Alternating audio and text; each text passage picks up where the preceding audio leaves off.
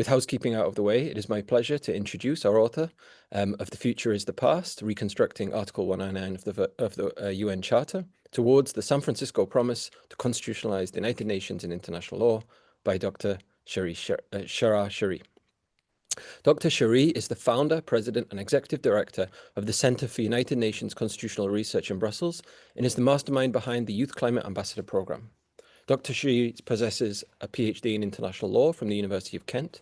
His thesis, Reconstructing Article 109 of the UN Charter towards the Constitutionalization of the United Nations and international law, is the basis for the book we are covering today.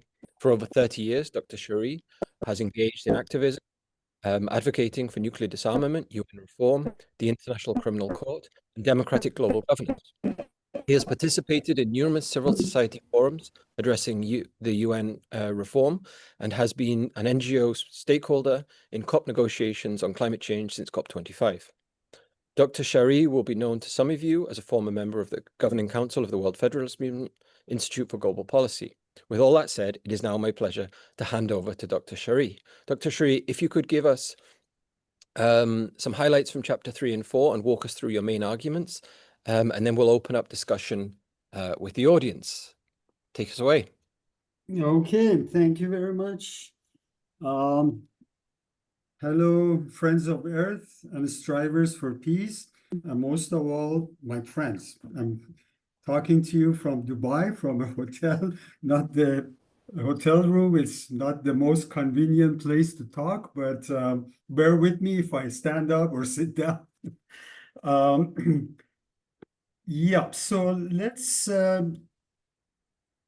go over briefly what we did so far. So we talked about some principles of international law and if there is any global governance, quote unquote, or not in the introduction, and then in chapter related to the court-making characteristics of Security Council, we talked about that. That was an unexpected behavior of the Security Council, which wasn't really in its competence as far as the crafters of the charter, being the global court maker, which actually was supposed to be replaced by ICC. That was a very weird option. And the resolution, General Assembly resolution, which suggested creation of International Criminal Court, was supposed to take away that functionality of the Security Council. But then the P3 took advantage of it. They never adhered, they never signed up to International Criminal Court, where they still use it to pursue some of their education if they want to, because there is in ICC a clause that Security Council can refer a court case to them or defer. So the P3 can do that, but they cannot be themselves prosecuted by International Criminal Court.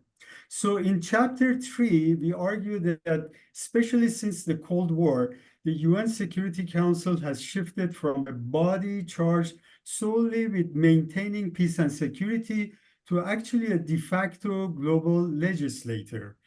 And that was, again, a very unexpected characteristic of the Security Council that doesn't fit in, the Security Council text of the Charter. In other words, we know when the Security Council is dysfunctional because of the veto. We are experiencing it in the past 2-3 years in a very disastrous way in terms of wars everywhere. And so we have seen it a lot of times where Security Council is dysfunctional because of the veto. But then what if they don't use the veto and the permanent 5 are all united? And that has its own complications. With great impact on peace and security that it could have, and in terms of actually making instant international law. Let me explain that a bit more.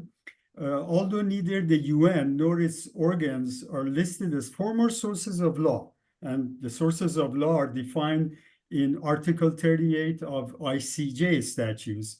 The Charter's article, so in the ICJ, it doesn't say Security Council is a source of international law, but the Charter's Article 24, 25, 26, 39, 41, and yes, just a second.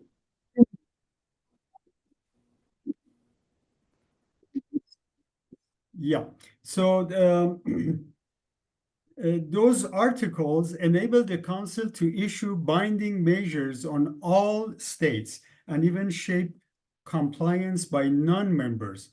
Who are the non-members? Like Taiwan, Palestine, Kosovo. So, of course, we are more concerned about the 193 states, but they could, Security Council, even for non-members, can make laws. While interpreting threats to peace broadly. In other words, what constitute threats to peace and security. Scholars such as Jose Alvarez trace how practice has stretched Chapter 6 and Chapter 7 to include outsourcing force. What do we mean by outsourcing force? Is, for example, NATO, or just one or two nations, like we saw in case of the first Iraq war, or the Afghanistan war, which were the authorized wars with the UN. Whereas actually it was intended, like the Korea War, when there is a war, every single member state has to contribute force.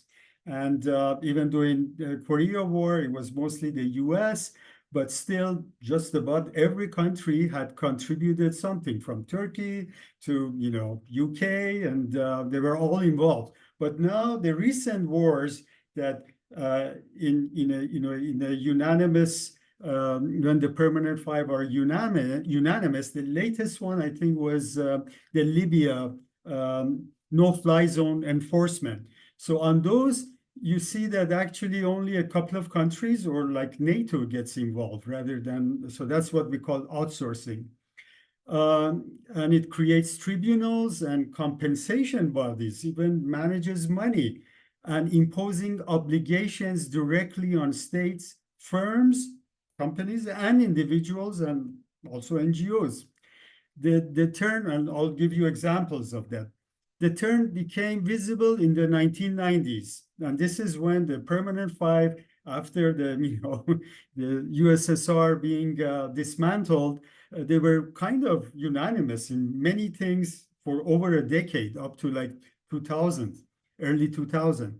So Resolution 687 in 1991 on Iraq was unprecedented. It set borders, that where Kuwait ends, where Iraq starts, mandated intrusive disarmament beyond treaty limits, declared Iraq internationally liable to states, corporations, and individuals. So, Security Council is supposed to deal with states, but there it said, no, I'm going to even determine which individuals are going to get money, which corporations are going to get money from Saddam Hussein. And created the UN Compensation Commission to tax, UNCC was called, to tax Iraqi oil revenues and distribute tens of billions in awards, often to corporate claimants. And actually, if I go to that, and that was UNCC, the Commission on Iraq was in Geneva, had couple of hundred employees, and was functional until I think a year ago, since the first Gulf War.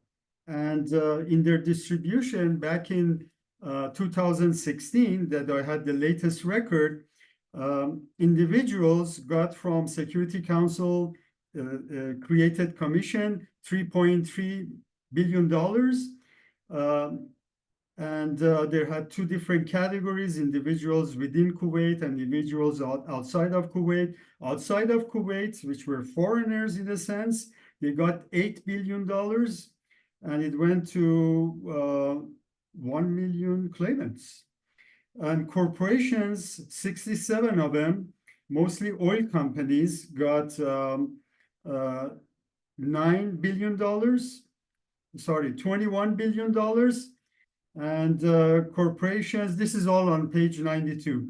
Corporations other than oil companies got $5 billion, and there was 4,000 of them. Oil companies were 67. And governments and international organizations also got 285 of them, got $14 billion. So this is very, very unusual. Security Council deciding which individual gets money from, Iraq because of a war, a legal war that the Security Council had declared. Now, this doesn't happen very often, but the fact that it happened and set precedents is very dangerous, because Security Council, if the permanent five are in a way hegemonic, they can decide for the rest of us. So maybe it's good that they are not hegemonic, but this is also not, they acted as a government, as like a, court government, whereas they were supposed to just deal with peace and security. The decades also introduced smart sanctions that target persons and entities. Example, Resolution 864 on Angola, and listing regimes detached from any one state, notably the 1267 framework for Al-Qaeda and Taliban, later extended to ISIS, which globally froze assets and restrict movement without conventional judicial process. In other words, they would just name people. There was no, anybody to defend them. And it wasn't just individual, it was also NGOs, and it was corporations as well. So right now, as of right now, and I just did the AI on it, we have 14 Security Council sanction committees. So this practice has continued. And the biggest one is Al-Qaeda and Al-Shabaab. Then there is Democratic Republic of Korea, committee concerning Iran, Libya, Yemen, South Sudan, Central African Republic, Congo, Sudan again, Guinea-Bissau, Haiti, Iraq, and Taliban. So we have right now 14 sanction committees. About a couple of thousand people and individuals, as well as corporations and NGOs, are on the sanction list. There is no way they can appeal it. There's no way they can go to court or get a lawyer to defend themselves. This mostly is probably for good intentions with good purposes, but the fact is that the European courts have proved that some of these individuals were not, and there are court cases on that they were innocent, but still getting them out of the list, it has to be no veto from any permanent five. So supposedly, if one person or one company can stay in that sanctions committee for ever. Then there is the council also linked non-traditional threats to Security Council threats during that period of sort of permanent five concurrence or hegemony, you might say. And some of them were good. For example, they decide that HIV and AIDS is an international threat to security. That was good in a way, but then no action. It was just a declaration. It wasn't under Chapter 7. After Chapter 7, then it has to be enforced. In the 2000s, the Council began legislation in general and abstract terms, just like a government. The first of these resolutions was 1373 in 2001. This was right after 9/11, that required all states to criminalize terrorism financing and terrorism. But the issue is terrorism has no definition in the UN.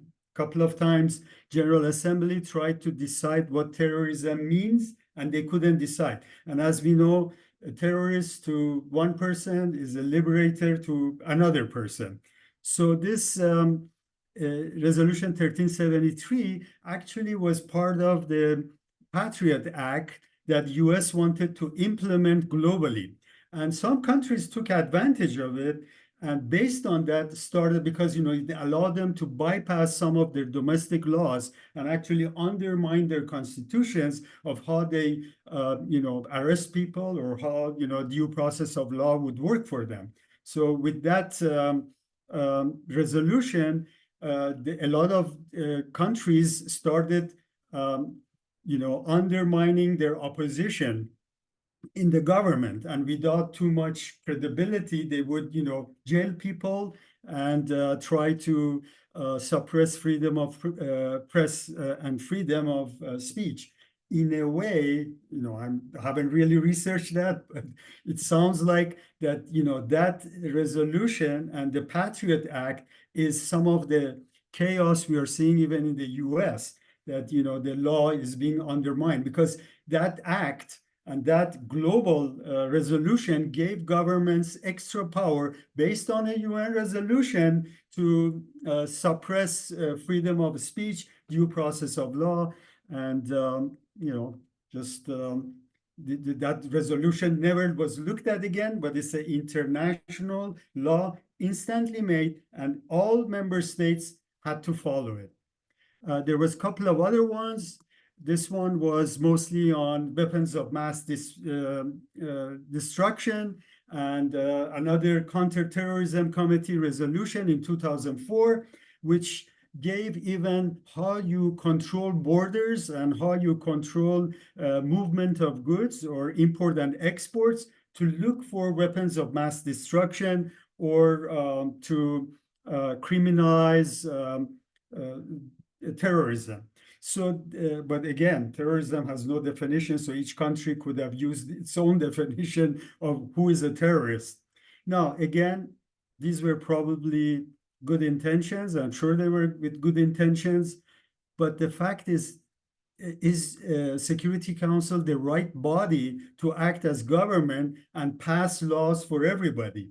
This was unprecedented, and it just is a scary concept that Security Council, which is undemocratic and has only 15 members, 5 of them with the veto, can decide for everybody else all over the world, even non-member states, on some of these legislative functions, behavior that Security Council, especially in the 1990s and early 2000s, displayed.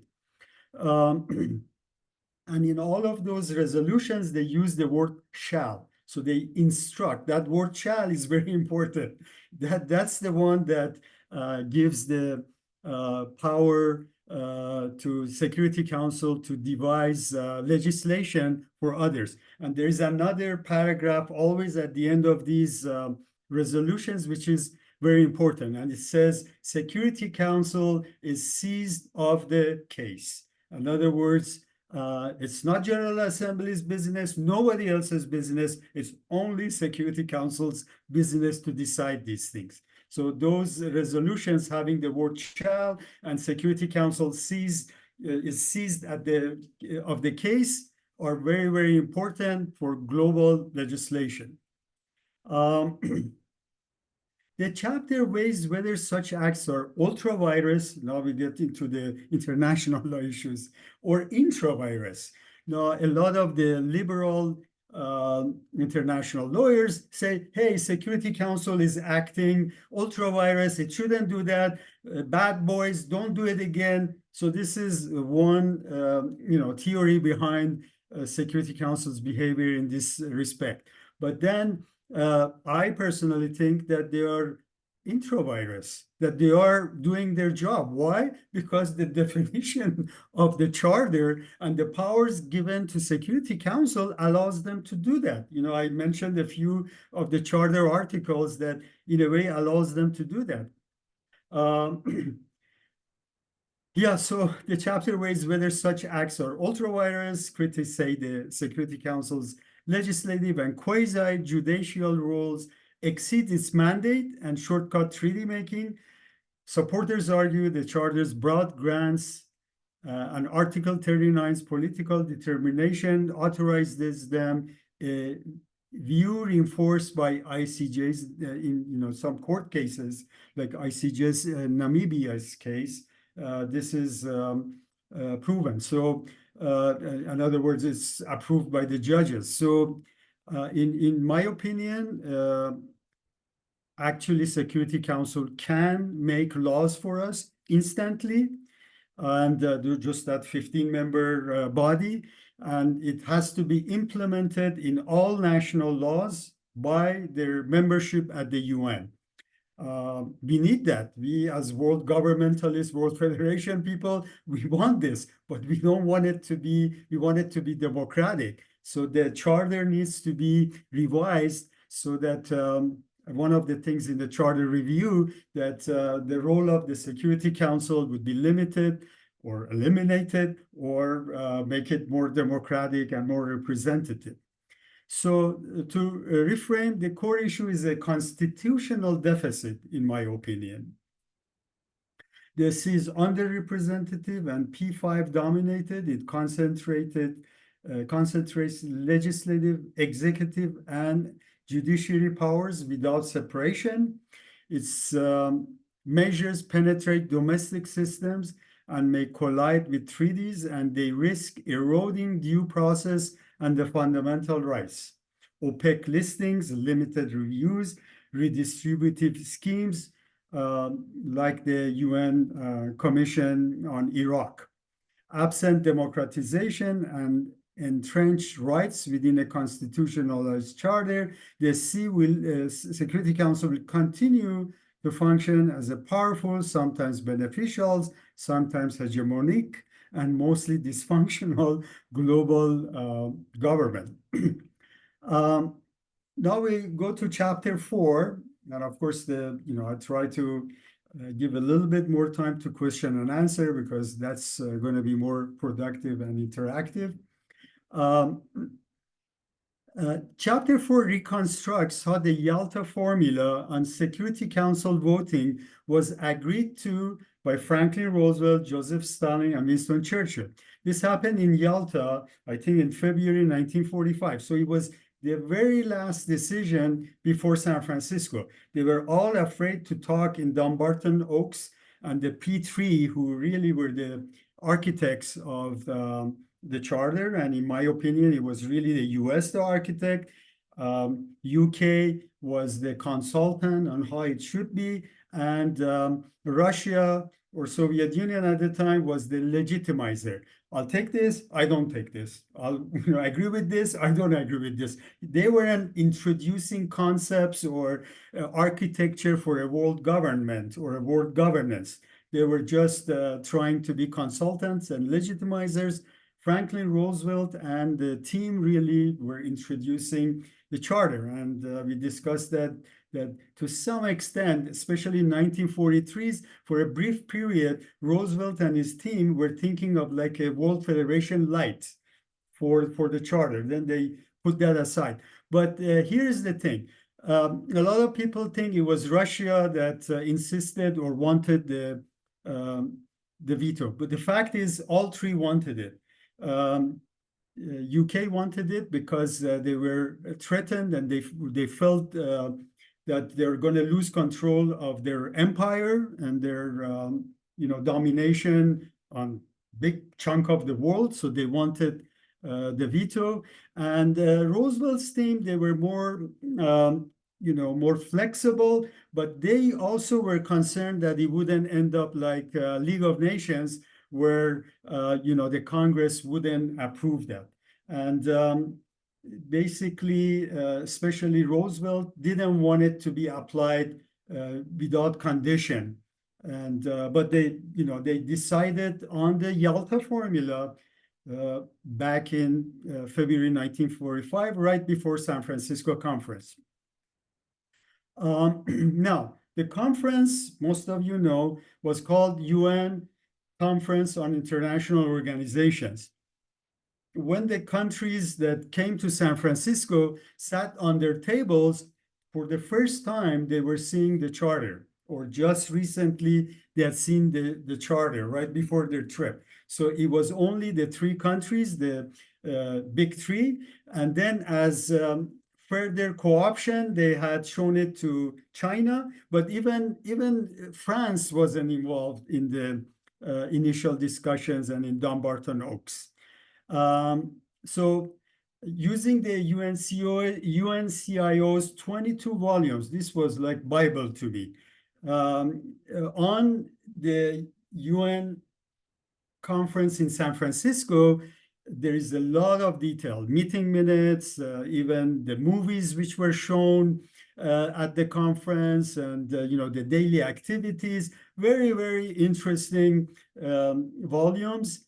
And the issue is they were not published right away. They were published 7 years later, and in later chapters we will know why they were published 7 years later. So between this time period, a lot of academics or unofficial, accounts of the conference came forward. I think if the 22 volumes were ready earlier, we would have had a charter review a long time ago, but it wasn't. So winners of the World War II. In order to countermeasure all these what we call anti-veto rebellions, they used some within the conference, some countermeasures, and also outside of the conference. At Dumbarton Oak, which was in 1944, the last meeting, the victors agreed on Security Council at the core of post-war order, but split on the scope of the veto. The US, mindful of Senate war powers and the League precedent, did not want vetoes on procedural, investigative, or pacific settlements of disputes. The UK favored limiting a party's veto in disputes. The USSR, Andrei Gromyko, initially insisted the veto on everything, including if a matter is procedural or substantial for Security Council to look at, because the substantial issues would have been vetoed. The procedural didn't need necessarily to be vetoed. And they were insisting that they won't veto even on procedural matters. And that's called double veto. So you veto if it's procedural or substantial. And then when it goes to substantial, then you veto it there. So it's called double veto. The unresolved questions was escalated to Yalta, and where Stalin dropped the procedural veto demand. He didn't insist on it, and the leaders settled on a permanent member concurrence for all other matters, while a party to a dispute must abstain. Presented as Section C voting, this Yalta formula became the template. When unveiled, many states first saw a majoritarian facade, but soon recognized that on all other matters, any permanent member could block collective action, even to shield itself or a client, placing the P5 above the law. A broad anti-veto movement collapsed, especially in Latin America and among Commonwealth states, and some of the states which were untouched by the war, for example, New Zealand or Australia. In terms of being invaded. New Zealand's Prime Minister Peter Fraser warned early in plenary that the veto is unfair and indefensible and could let an aggressor use its power of veto to prevent its own condemnation, adding if a great power could cast a cloak of protection over a small aggressor power, then the work of the Security Council would be reduced to complete futility. Ecuador's Camilo Enriquez decried the breaking the principle of judiciary equality among states, and the almighty will of a single state is what is going to make the rule for the world. Iran's Mustafa Adel proposed expanding council membership and replacing the veto with a qualified majority. So this was all during that conference period. Either they were submitting amendments or they were talking in plenary or the committee meetings. Venezuela's Carcielo Perez hoped the formula would follow a timely evolution toward procedures that will be more democratic. Syria's Faris Al-Khoury urged a charter will live long if it's later modified. And by the way, Syria's case was very interesting because in the middle of the convention, France decided that they want to occupy Syria's seat. And they couldn't even sit on their place because, the tides had turned and France now had a government, and the government wanted to take over the Lebanon, Syria in its domination again. Australia's Francis Forde opposed permanent member rights, calling the veto label not altogether happy one and pressing to fix a mistake at this conference. Let's fix it. Egypt's Badawi Pasha cautioned permitting any power to sit both as judge and jury in its own case does not contribute to build worldwide confidence. Uruguay's Jose Cerrato accepted great power seats only as a transitory situation, say 8 or 10 years maybe maximum. By the end of the week one, and this was all happening the first week, all this opposition with the veto and the charter that most countries except the P3 were seeing it for the first time. By the end of the week one, some 20 states had tabled amendments on council structure and voting. More followed. Herbert Evert, Australia, Dr. Evert emerged as a key strategist, pushing a two-track plan. Fight the veto directly in Commission 3, Committee 1, which was the Security Council structure and procedures, while in Committee 1-2, membership amendment and Secretariat, they wanted to also put some brakes on the power of the veto or allow for withdrawal from the UN. I don't know how many of you know, but UN doesn't have a withdrawal clause, where, for example, European Union does. A lot of, federal systems, well, some not really federal, but some unions, they have the withdrawal clause. United Nations doesn't have a withdrawal clause. No country can withdraw from it. The F5 countered, when they saw all these attempts in the different commissions and committees and amendments to, curb the veto power or let countries get out of the UN if the veto is misused, they decided to react. So they countered with measures before and during the UNCIO. Ex ante, they limited participation. As we know, all the enemy states, so-called enemy states, were excluded. That included, of course, Germany, Japan, Italy, but also Spain, Portugal, Bulgaria, most of the Eastern European countries, and even Argentina. There was a big debate that should we allow it to be as a participant or not. And admitted many governments dependent on allied forces or patronage. This was a lot of the Europe, like Belgium, the country that, Conquer is located there, or Netherlands, or Luxembourg. They were happy to have American forces, UK forces, liberating them from the Nazis. They were then going to argue regarding the veto. So they were putting pressure on them to vote on the Security Council section of the Charter without any opposition. And they also used coercion, force, like the France's bloody reassertion in Syria, May 1945, chilled Arab and ex-colonial dissents. US pressure led the Philippines General Carlos Romulo to temper opposition, as he wrote in his Third World Soldier book, that he had a visit in hotel room. He first was against the veto, and in his talks and some of the resolutions that were in the committees being considered. Then he said, and he wrote it like 20 years later in the Third World Soldier book, that I had a visit in my room in the evening with some State Department and some military people, American, telling me this is how you should vote. And, from then on, his position changed on acceptance of the Security Council. The USSR's leverage over Belarus, Ukraine, their satellite states, ensured bloc discipline, and obviously Ukraine, being a victim of the veto, but they voted for the veto.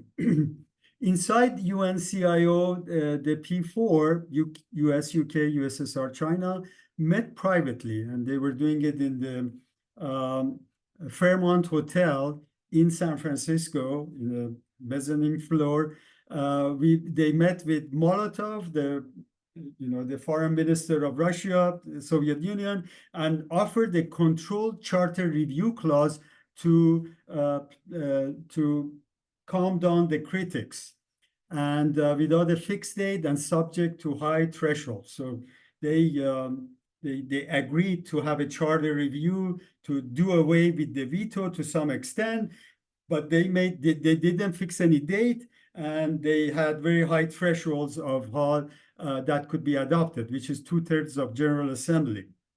Shahryar, may I ask you to consider wrapping up so we can start with questions? Yeah, sure. Okay?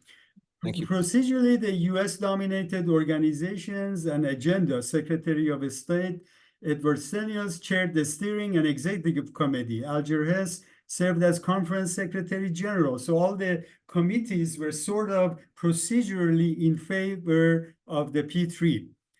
Dumbarton Oaks required 2/3 of 50 states, while the DO core had effectively needed only Big Three's assent.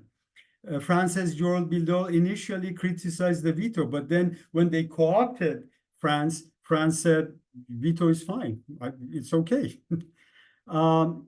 Public signaling cemented the line. Molotov press briefing and Gromyko's speech underscored unanimously on the veto.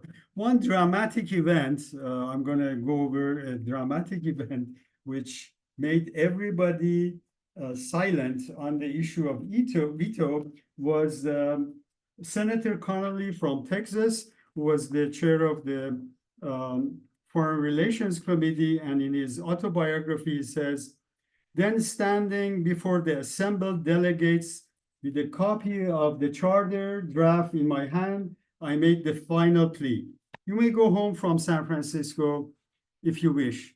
I caution the delegates and report that you have defeated the veto. Yes, I went on, you can say you defeated the veto, but you can also say we tore up the charter. At that point, I sweepingly ripped the charter draft in my hands to shreds and flunged the scraps with disgust on the table. The delegates fell silent while I started belligerently looking at them face by face. So we know of three,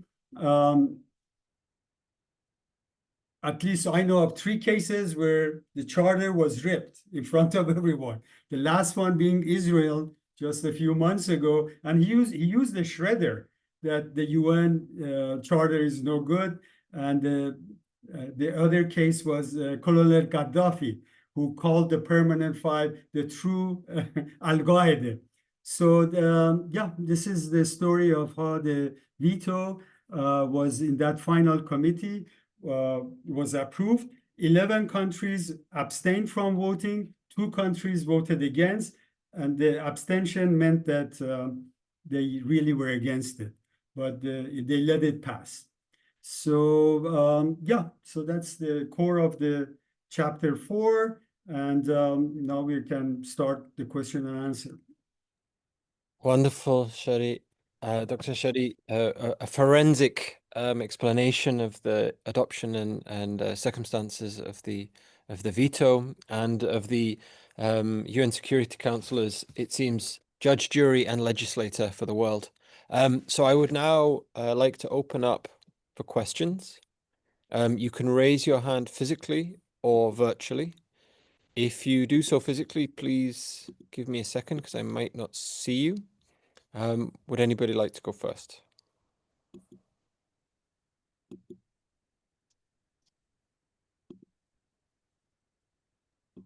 This is Emma. Hi, Emma. I can figure out the function on the new phone that I have, so I'm just going to speak up. Thank you so much for this very enlightening presentation.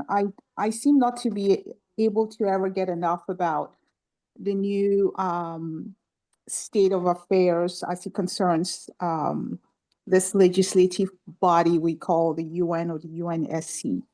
So my question very quickly is, I want to tease your brain as to how you see this body possibly being reformed. And here I'm thinking, because when all of this was set forth some 80 years ago, Africa was not considered, was not taken into consideration. And today we find ourselves where we are, where the P5 essentially, as you say, legislating for the entire world. How do you see us moving forward realistically? Does the UN as a thing survive where we are, where individual countries can wage wars? It's no longer a question of every country getting together and agreeing that this one particular conflict we must fight to stop it, or for good or bad. But now individual countries can wage war and still sit in judgment and in of everybody else. Maybe I'm rambling, but I'm going to stop here. I hope you got my point. Thank you. Wonderful. Yes, Thank you. Should I answer one at a time? I think Yes, that's probably please do. better. Yeah, okay. Well, yeah, thanks for pointing out that, in fact, the conference was selective in terms of who gets to participate. Not only enemy states were excluded specifically, but all the colonial states. So in Africa, we only had South Africa, which actually was under a white regime. And we had Ethiopia, which had just come out of the Italian occupation. And there is, I forget the name, the country which some Black Africans had actually moved to Africa and set it up. Freetown is their capital. Liberia. Yeah, Liberia. So these were the only three Black African countries, you might say, that were presented. And which is now we have, what, 42 countries in Africa. Of course, you know, Egypt was there as well. That was the only country from North Africa. So only 4 African countries out of 42. And then in East Asia, you only had Philippines and China. You didn't have Thailand, Indonesia, you know, all these other countries, you know, they weren't represented. And India was still a colony when it joined, you know, in San Francisco. So you're correct. And in terms of how it can be reformed, my and Concord Center for UN Constitutional Research's stand is that the charter review would determine that. You know, it's not really up to us to make that decision. We can make proposals when, you know, the charter is supposed to be reviewed, of course, as think tanks, as scholars, but really it's the nation states who have to be there. And but my personal opinion is that we can't reform Security Council. Just this structure is not correct. It's a World War II structure. We have to replace it. And we should replace it with a parliament, a world parliament, directly elected world parliament. So, you know, the General Assembly can be representation of states and can more or less remain the way it is, but the real decisions would be with the parliament, or maybe bi-chamber decision making with the parliament, and that would replace the Security Council. Now, the parliament may have a Security Council, you know, subsection, but it would be still the parliament that makes the decisions. Wonderful. Thank you. Joseph, I see your hand. Would you like to go next? Yes. Now, Dr. Charest, I want to, first of all, congratulate you on this tremendous work. I was so interested in it that I continued to read all the way to the climactic 9th chapter. And then these two chapters, 3 and 4, I was especially impressed by your dissection of the critical vote on the San Francisco conference on the charter, in which the vote was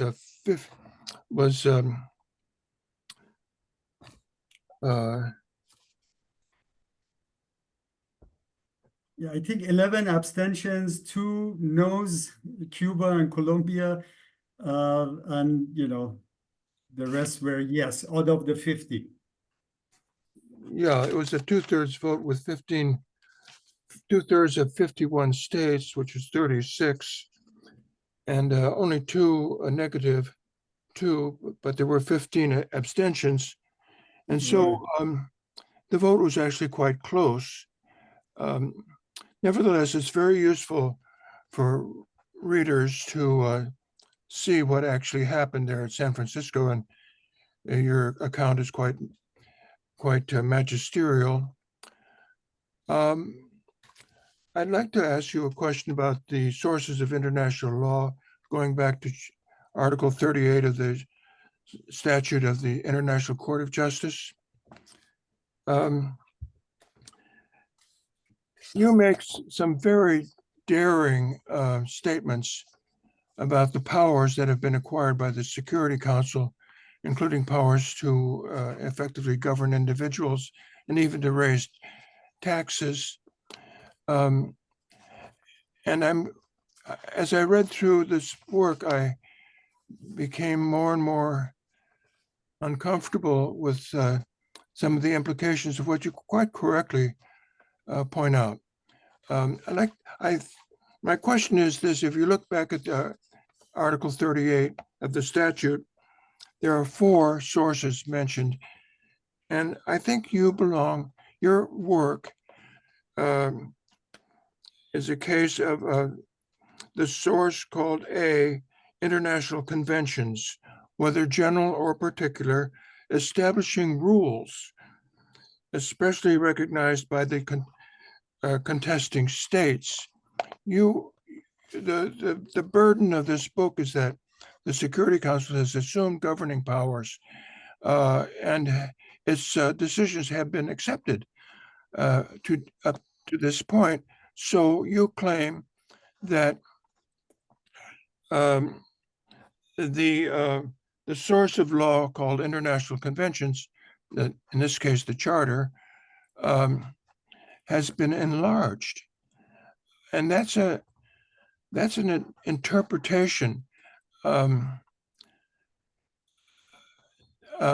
so I wonder, I think you will be attacked for this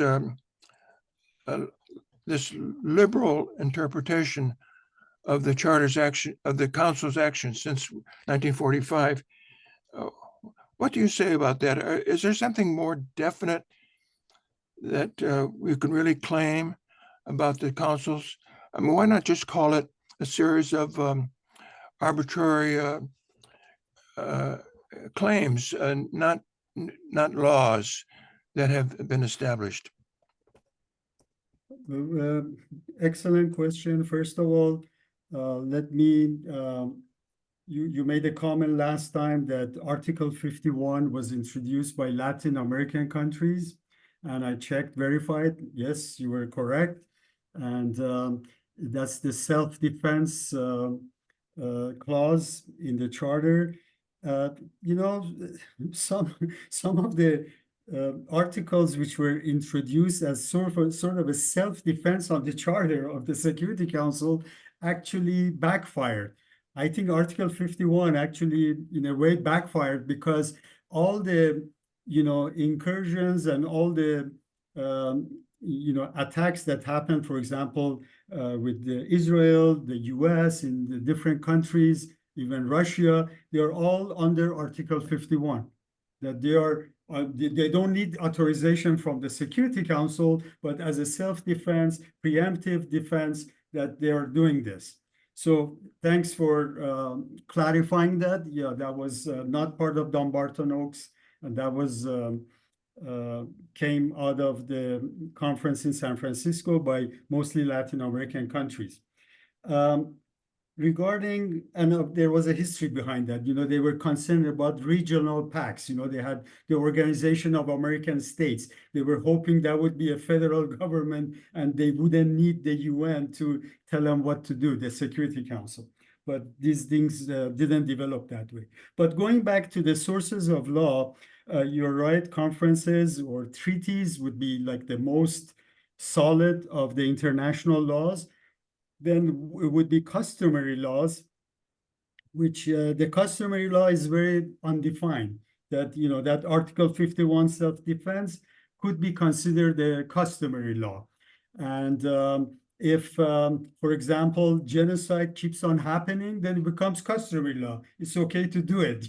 Customary law is that, what is the custom? There is nothing written. There is no code. It's just that what the international community does. So that's actually, I think, a dangerous thing, because in most national laws, you don't have customary law. The customary law is part of the Constitution, or it's interpreted by the courts. You don't say, I'm going to hit my neighbor because customarily it was okay to do this. So, but getting back to Security Council lawmaking, you're correct, and a lot of the liberal, well, I wouldn't call liberal, but critical lawyers and liberal lawyers say that this is not this is ultra vires. This, what Security Council did, especially during that period, was not correct. And you're right in a way, but the reason I want to mention that it was intra-virus, because it's dangerous. The way the Charter defines the competencies of the Security Council, and how liberal it could be, liberal meaning, without restrictions, interpreted, gives too much power to Security Council, and it should be rewritten or revised or taken out. So that was really my stance. Maybe it was good, maybe it was bad, but I just wanted to make a point. But otherwise, I'm in the camp of the people who think that Security Council acted ultra vires. If that answers the question. So it's a kind of tyranny that we've been experiencing. Right. So in general, I agree with you. It really, they shouldn't have made that decision, but that sets precedents that they can do it again. And they did it 3 times during that period, 3 different resolutions. And some of them are still impacting national laws, like in terms of border control, who's considered a terrorist and who is not. And, maybe even the Patriot Act being implemented during Trump, in some ways. So, yeah, it's just a dangerous text there that needs to be clarified or changed or replaced.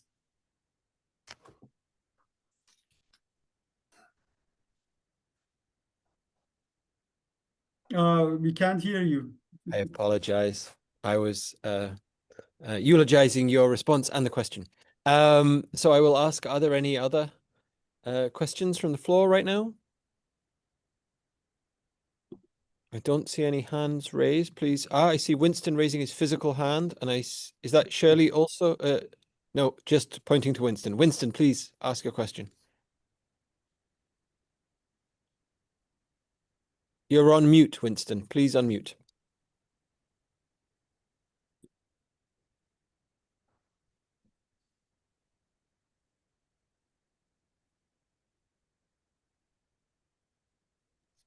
You're still on mute, Winston.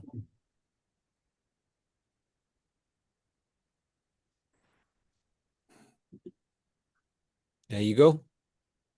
I want to say thanks for the in-depth treatment of this article and the effort to indicate the breadth of reservations that were present in San Francisco, and to an extent the predictive quality of those reservations for contemporary life.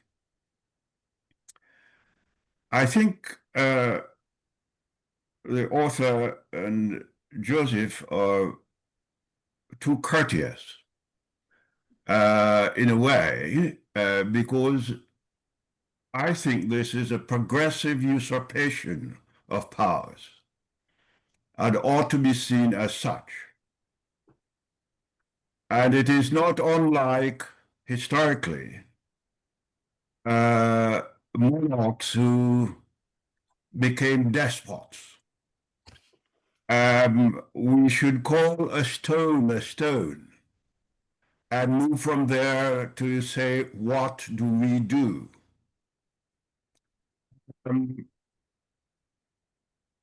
It seems to me if 5 countries can arrogate to themselves the powers they currently seek to exercise, one may do so if it has the chance. A single power. And we're merely setting precedent for that to occur. So I wonder whether we can safely repose our future and the future of our children in the nation states that have accepted this continuation of usurpation as an alternative to a worldwide popular movement to transform the UN. Thank you, Winston. Shaya? Yes, I totally agree with Winston. I don't know what else to respond. You know, I think you're right on. Okay, then I will see if there are any other questions, or if Winston, you have anything you'd like to add? Just one additional question, and it has to do with the Uniting for Peace resolution, which had developed during the Korean War, where certain powers were contingently vested in the General Assembly. I wonder how you reflect on that, and the prospective powers of the General Assembly if the Security Council cannot operate. May it similarly begin to seek to accrete powers to itself? Yes, the Uniting for Peace resolution, I think, was an attempt to give more power to the General Assembly, which the charter doesn't give it. And it didn't work. To be honest, it hasn't worked. So this was when US had a majority supporters at the General Assembly. Remember the 50 states or 51 states that joined, you know, the first year of the General Assembly up to like late 40s, early 50s, they were the majority were Western powers or, you know, in sympathetic with the US.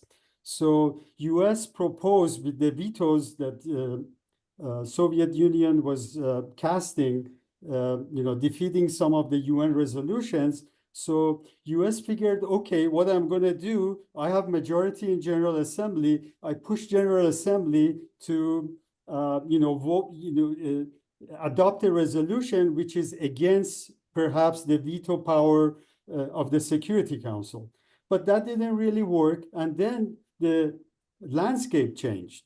Then with all the liberalization and anti-colonial movements, the numbers changed. By the late 60s, early 70s, the majority were not under US influence, and the majority of the General Assembly were either non-aligned movement or pro-Russia communist movements. So they couldn't muster the General Assembly majority for a resolution. So they gave up. US gave up on that resolution. Russia tried it briefly. It didn't work in the late 60s. And right now, I think those who propose it, they're not going to get anywhere because the Permanent Five agreed that it's the Security Council that should make a decision. Don't let General Assembly, which is unpredictable to them, vote on something with, that can be enforced. So unfortunately, I think it's a moot point to go after uniting. It sounds very nice, united for peace, but in reality, it's paper tiger. Thank you, Shahryar. Thank you, Winston. Donna, I see your hand up. Joseph, you also have your hand raised. So if nobody else has a second question, I'll then come to you. Donna, please. Yes, thank you, Shahryar, so much for this. You're just so knowledgeable about all this, and it's just been really interesting to hear the history. And as a citizen of the United States, it's just a very depressing time here as we watch all of our laws getting the rug pulled out from under them. Our checks and balances have disappeared. It's just horrible. So I would love, if you don't mind, if you would, I found it interesting when you commented that your suggestion for dealing with the Security Council is to get rid of it. I love that idea because I don't see how you can fix it. Although I know there have been proposals such as Joseph Schwartzberg had suggested that perhaps it needs to become representative of the entire world, and the veto eliminated with majority voting. Anyway, but I'd love to hear a little more about your thoughts about not only what could happen, but how do we get it past the P5? Because they have some veto powers as we try to move forward. I mean, maybe that's taking us a little bit off these chapters, but I need a little lift. Yeah. Okay, well, thanks for this question. We're going to talk about it more in later chapters too. But let me share a personal experience. Right after Ukraine war, I was invited to a conference in Japan. And as you know, the Japanese Diet has a World Federation kind of members club, and there's about 30, 40 of them. So some of those were presented, and some of the Japan's ambassadors, former ambassadors, none of them were in office, former ambassadors and even Security Council representative, former Security Council representative. And it was interesting. Japan, always followed the US, foreign policy and was relying on US and the UN, and they were the second largest contributor. If you don't count EU as a financial contributor, as an entity, then Japan has always been the second contributor to the UN financially. But I was very impressed that a lot of the foreign ministry folks of Japan, the former ones, when we were talking about Security Council and the veto and how Russia has invaded Ukraine, they had second thoughts, and they thought, and in fact, one of them even mentioned the Security Council cannot be reformed. Like you add a few more permanent members, the veto, I'm sure they won't have the veto, they won't give up. So it's all cosmetic, whatever Security Council reform we talk about. And he mentioned replacing. Now, how would replacing happen? That's the biggest challenge. And I like to look at the European model, the EU, as how this could evolve. It's not going to happen in the first charter review. Obviously, they are, Permanent Five are not going to give up their veto, but it's going to be a gradual thing. And it's very interesting. In the last chapter, we come up to it. I don't know how many of you know, I'm sure Joseph Brata knows, that when the Federation, the US Constitution was written, New York refused to sign. New York wasn't part of the Union for several months. It was the biggest state, the most powerful, just like the UN right now, the biggest, most powerful is the United States. So, but then later on, for economic reasons, for the peace reasons, they say, oh, they're falling behind from this union. So the way, and we're going to talk about it more. It doesn't serve justice to just to answer it in this Q&A. But I see it as a gradual. If we have charter reviews, gradually the power of Permanent Five would be diminished. The Security Council might get replaced, but a couple of the big powers are going to probably refuse it, but they would rejoin. But let's keep that for chapter 9. Yeah, I'm sorry. I knew I was taking you off these chapters, but I just need something hopeful right now. Thank you. Yes, it is. We have good historical cases in US, in Europe, and in Japan, that how this could happen. Things change. I think that's the one thing we can be certain of. Thank you, Donna. So I don't see any other hands. Please wave furiously if you have Joseph, a I question think. before I go to Joseph. I don't see anyone. So then I will come to Perhaps Joseph. there's one in the chat from Paul Anderson. Is that Paul Anderson put something in the chat you could read. Okay, I will read out. Thank you, Paul. So it says, it seems there is a current general public perception that movement towards global governance embodies innate tyrannical tendencies. Your suggestion to focus on a directly elected parliament might dissipate that perception and erode the fallacy, the golden calf, of national sovereignty and awaken the concept of popular sovereignty. Specifically, what steps would you suggest to push towards these direct elections?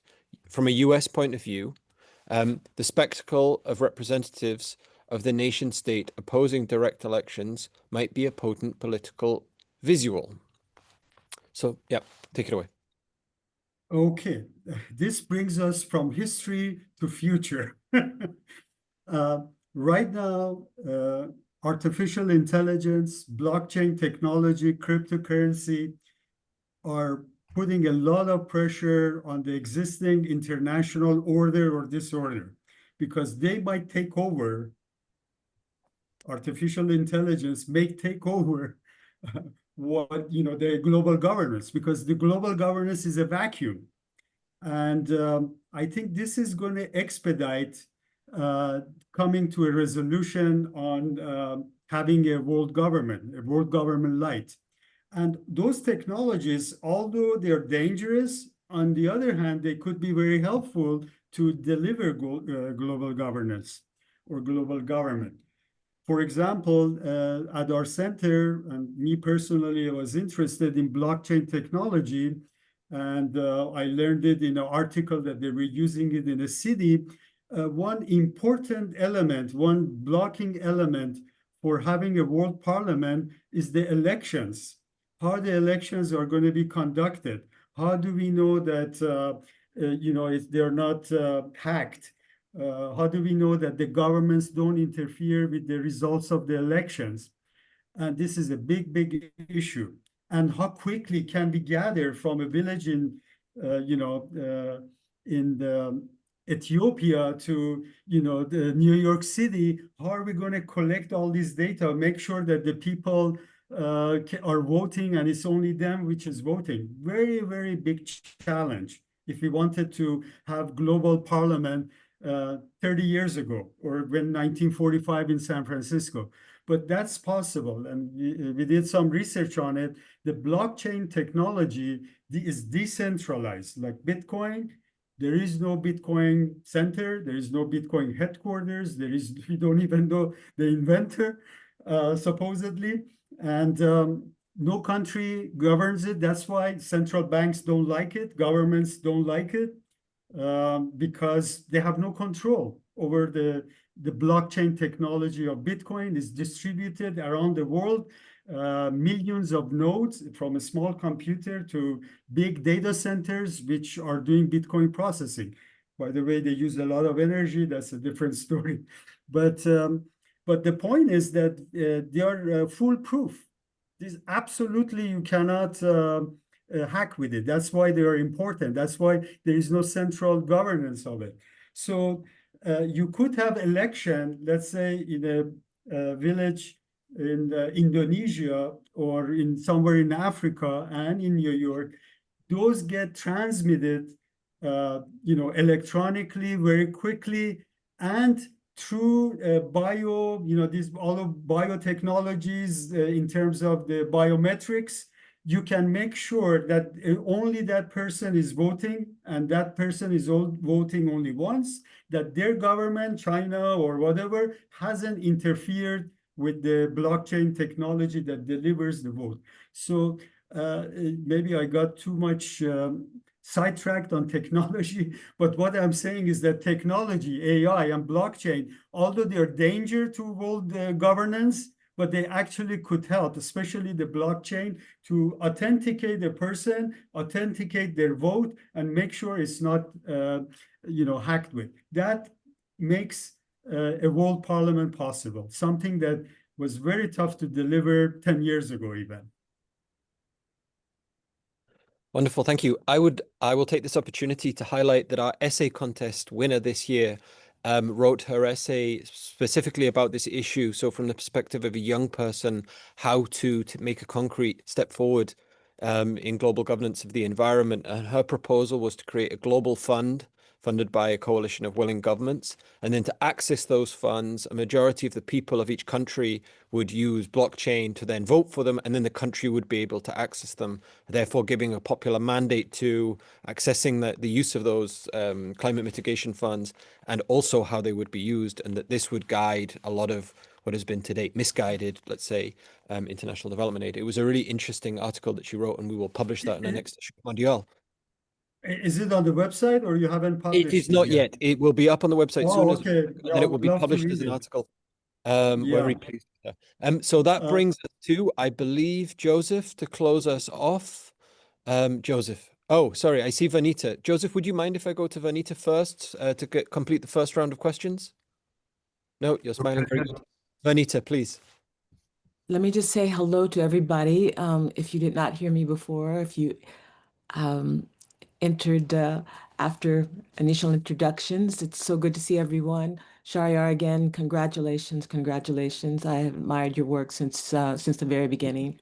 And the founders of Conquer as well, yourself. Thank you. I would like, though some of the questions are about quote unquote the future, I think it would be valuable for us to think about the future as we talk about the history. You've done that in the book in many ways. And so please forgive me because my question is somewhat future oriented, and I just wanted to also celebrate the comments made before, including those by Winston about the question about how do we create a popular movement around this. And my experience, either in talking about these issues, there's a grand interest, and particularly among the youth. So would love your comments on that. I completely agree with you in terms of what is available to us in terms of AI, in terms of actually running the global governance, but I think we should also think about how we employ it in creating a democratic and participatory process of charter review. My understanding of the charter is that it might be possible for the General Assembly to actually create a resolution of procedures so that in fact we can have a democratic and participatory process. Again, it may not be binding, but at least the voices would be heard and available and present so that those who are allowed to make these voting decisions actually have and know what the concerns are of the people. Just wanted to receive your comments, ideas on that. Thank you again. Yes, thank you, Renita. Knowing your background, actually, I'm going to engage you in the answer of this question. I think a couple of things are helping the world to come to like some, what we like as a world federation, democratic world federation. A few things are helping. Some of them in a negative way, but still positive for us, like all this war, all this mess, the climate change, which is unresolved, all these borderless issues and solutions, global solutions that we citizens need. That's the main factor, but also technology. Not that much AI. AI in terms of the danger, but which would unite us, that even China, US, Russia, they would all agree on fighting the domination of AI with the super intelligence. Right now, we are not at super intelligence AI, but if we let it go without regulation, without international not just regulation, but legislation, enforcement. This is what is going to unite us around the world if we are aware of its dangers. But blockchain, on the other hand, is a direct help in terms of verification, authentication, timely delivery of votes, etc. But what has, like, if you look at the European history, what brought them together, one important factor was creation of a European citizen. You have to feel a European citizen. We are very few of us here that feel like world citizens, but a lot of, the majority don't. What can bring them together?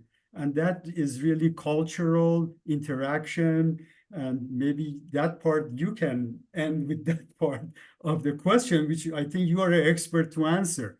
How can we feel like a world citizen?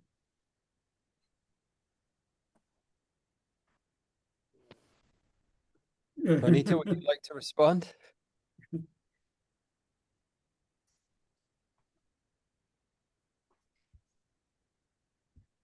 I think education is a huge part.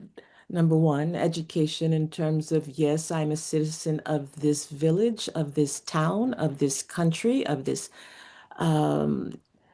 region, and of this world. And how do we get there? We are not getting that kind of education in our traditional classrooms in terms of the possibilities of governance and being part of this global community and being part of guiding its direction. The cultural piece, certainly. What do we think about the most effective ways of sharing? Will it be our very important academic articles and research? Will it be other means of communicating with each other, be it music and the arts? I know that's where you were heading, and that's Think of it popular. One example, let me interject. One example that the Europeans did long time ago, I don't know, in the 50s or 60s, and it was called Eurovision. Maybe Marjolein knows when Eurovision started. So Eurovision was a song contest. It's going on every year. It brings all the European countries and they sing songs, they vote, everybody votes for who is the best singer, who was the best band. And it brought them together, that, hey, we are a European community, 30 countries, 27 countries, the European Union members, but we are have this cultural event that we do every year. So they started with Eurovision, then there was other types of programs, singing in a way, started that community feeling or world citizen or world global village feeling. Indeed, I think Sharia might be referring to some of the research I have done on the relationship between music and human rights, for example, and music and moral sensibility. And I've used a layered lens of neuroscience, political economy, and ethnography. And just the findings are just really, for me, exciting in terms of even when we're singing together. Our brainwaves are in sync. When we create, sorry, I mentioned music and concerts, and we have to actually experience each other. Where if you're in a band, you have to hear what the drummer is doing. You have to listen to what the violinist is doing. You have to see if you're on pitch. And so even the research around that in terms of being in these kinds of spaces and what that means for cooperation and even decision making, anyway, quite informative. But also I just want to focus a bit on getting to the point of even having the people in our world knowing about this and wanting to participate in a charter review, and also creating the mechanism for that to happen. So yeah, thank you. Yeah, and one last thing, I kind of liked and started using the term San Francisco Promise because that is going to maybe create some common ground rather than the intellectual charter review. What does it mean? But San Francisco Promise means we want a better world, better governance, you know. So yeah, this could be a cultural thing, I hope. Thank you, Vanita. Thank you, Shaya. Yeah, I feel almost on a bound to bring up now the European Union has spent a huge amount of money on building its civic identity. So it invests directly through grants that are given to communities, for example, through town twinnings. As a child, I went to France as part of a twinning between the UK, literally a village and a French village, where we learned to speak French. And Erasmus. yeah, and there's Erasmus. Erasmus. There was a long-term program called Europe for Citizens, which funded civil society collaboration. In an absolutely typical European Union fashion, they've gone from a really pithy funding title to a god-awful one, which is now SERVE program, which stands for Citizens, Equality, Rights and Values, which is their usual decline into terrible naming of things. But they've made a big effort to build European identity. It's not an accident that it's happened. So I think Vanita's absolutely right that education is a key component. People realize that. I also, yeah, so I will now move on, I think, to Joseph to see us through, please. Oh, it's too late. You don't want to? The time, he's saying. Well, it's an hour and a half. Isn't it time to stop? Well, I'm happy you had your hand up for a long time, so I'm happy to oblige you, if you'd like to. Well, I wanted to follow up from Winston's remark that what we are experiencing is a progressive usurpation of power. And I immediately began to think of analogies. And indeed, the Uniting for Peace resolution of 1950 would be a good case. You may remember that the United States prevailed on the General Assembly, which has no such binding powers, to resolve that in case that the Security Council is unable to act at the time because of a temporary withdrawal of the Soviet Union for not ceding communist China, then the Assembly could assume these powers to enforce the peace. Now, that resolution has been used some 13 times, and it's a good example of how the Charter grows, not by amendment, but by interpretation. The resolution was cited in 1956 by Dag Hammarskjöld and Lester Pearson of Canada to create the first UN peacekeeping operation. And it's been used since then to give the UN powers over the environment and over human rights. But I wanted to ask Share a question. I've been thinking about this view that the Security Council has been enacting law, international law, and I wondered, well, have the states ever ratified these new laws? And the answer, of course, is no. And I think what he will say is that, well, the time for ratification or even for further usurpation will be at a general review conference in accordance with Article 1093. And that he's going to leave for the next several chapters. Thank you, Joseph. Yeah, thanks for your comments. Sounds good. Yeah, I think maybe we can continue in the next session if any questions are unanswered. Carla, did you say something?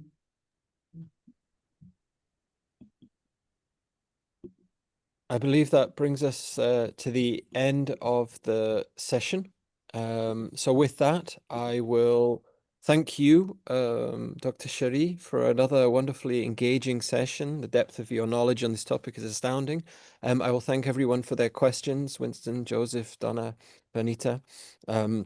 Paul, again, insightful and very helpful in stimulating the conversation. And with that, I will bring us to a close. So thank you, everyone.